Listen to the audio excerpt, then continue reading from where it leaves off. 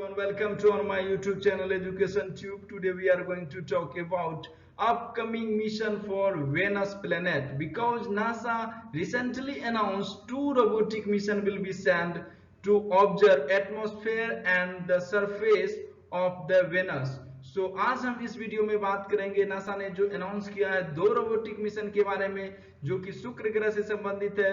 तो उन दोनों मिशन के बारे में इस वीडियो में पूरी तरह से हम डिस्कस करेंगे। अगर आपने हमारे चैनल को सब्सक्राइब नहीं किए हैं तो कर दीजिए, लाइक कर दीजिए, शेयर कर दीजिए। तो चलिए स्टार्ट करते हैं। तो यहाँ पे देखें तो American space agency NASA has announced its two new robotic mission, namely Devin Kepler and Veritas, to Venus to examine atmosphere and geological feature on the planets.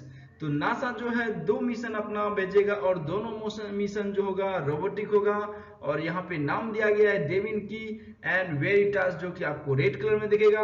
Venus जो मिशन होगा यह वेनस को एग्जामिन करेगा, वहां के atmosphere को और geological feature और वहां के सरफेस को। तो डिटेल से जानते हैं इस मिशन के बारे में। आप यहाँ पे देख सकते हैं वीडियो में सन से जो है सेकंड स्थान पे आता है वीनस, पहले स्थान पे आता है मरकरी, थर्ड स्थान पे आता है अर्थ, फोर्थ स्थान पे आता है Mars and Jupiter, Saturn, Uranus, Neptune, Pluto, ये जो है रिस्पेक्टिवली में आता है। तो चलते हैं जानते हैं इस मिशन के बारे में। यहाँ पर हम जानेंगे वीनस मिशन के बारे में, उसकी फंडिंग कितनी है, उसमें कॉस्ट कितना लगने वाला और यह मिशन कब लॉन्च होगा। तो यहाँ पे देखते हैं each of the mission have been awarded $500 million funding. तो हर एक मिशन, ये दो मिशन है तो यानी $1000 million जो इसकी फंडिंग होगा। They will be launch between 2028 and 2030। तो यह मिशन जो लॉन्च होगा 2028 और 30 के आसपास यह लॉन्च होने वाला है। और यह मिशन जो है इन्वेस्टिगेट करेगा planet Venus that have not been provided about 30 years. और देखा जाए तो पिछले 30 साल से कोई भी मिशन जो है वेनस ग्रह पे यानी शुक्र ग्रह पे नहीं भेजा गया है। तो यह मिशन जो 30 साल बाद भेजा जा रहा है और यह लॉन्च होगा 2028 से 30 के बीच में। ये देखते हैं मिशन का क्या काम है। Two missions were selected after a peer review process. They were chosen to the basis of their potential scientific value and feasibility of their development plans. Both the mission will be launched with aim to understand how Venus surface is capable of melting lead and how this planet became a inferno-like world. तो इस planet के बारे में बहुत सारी जानकारियां Venus planet हमें देगा कि यहाँ का सरफेस कैसा है और यहाँ पर जो शीशा का पिघलता है, शीशा का जो पिघलने की कैपेसिटी है वो क्या है, and how this planet become a inferno like world. तो इस सब के बारे में ये जो मिशन हमें बताएगा और कुछ इस वीडियो में हम जानेंगे।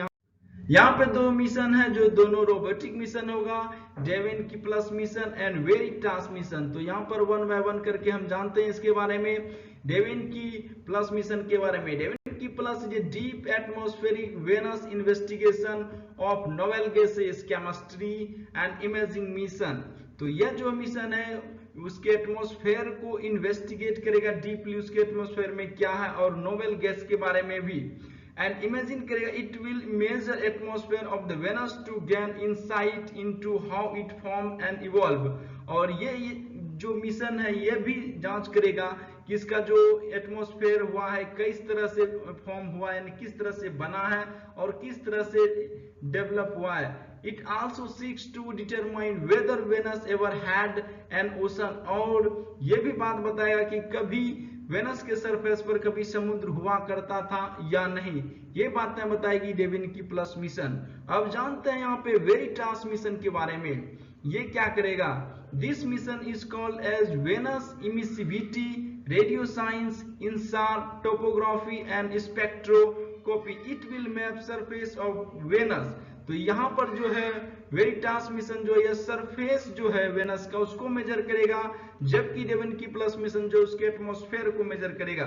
तो understand it's geology history. It will also investigate how it develop in differently than earth. It will use a form of radar to investigate surface elevations and will discover if volcano and earthquake.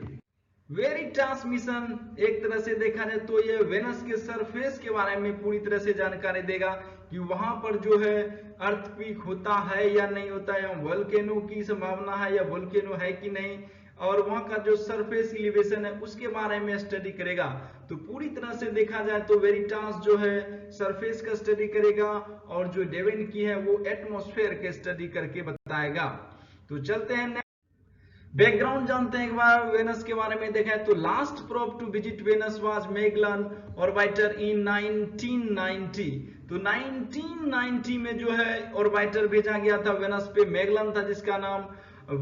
while other vessels have made fly by since them, उसके बाद अभी तक कोई भी mission जो है Venus पे नहीं भेजा गया है। अबाउट वेनस के बारे में यहाँ देखते हैं, Venus is the hottest planet of solar system and second planet from the sun. Its surface temperature is around 500 degrees Celsius which is hot enough to melt lead. और देखें तो ये जो है सबको पता है कि हॉटेस्ट प्लेनेट है सोलर सिस्टम का शुक्र ग्रह, और उसके बाद देखें तो सूर्य की दूरी के स्थान से यह दूसरे स्थान पे आता है, और इसका सरफेस का टेम्परेचर अगर देखें तो 500 डिग्री सेल्सियस के आसपास है, जो कि एनफ होता है किसी भी शीशा को पिघलने के लिए। आई होप ये वीडियो आप लोगों को पसंद आया होगा। अगर आपने हमारे चैनल को लाइक शेयर सब्सक्राइब नहीं किए तो कर दीजिए। Thanks for watching. इस तरह की खबरें मैं लेकर के आते रहता हूं। अगर आपने हमारे चैनल को सब्सक्राइब नहीं किया तो कर दीजिए।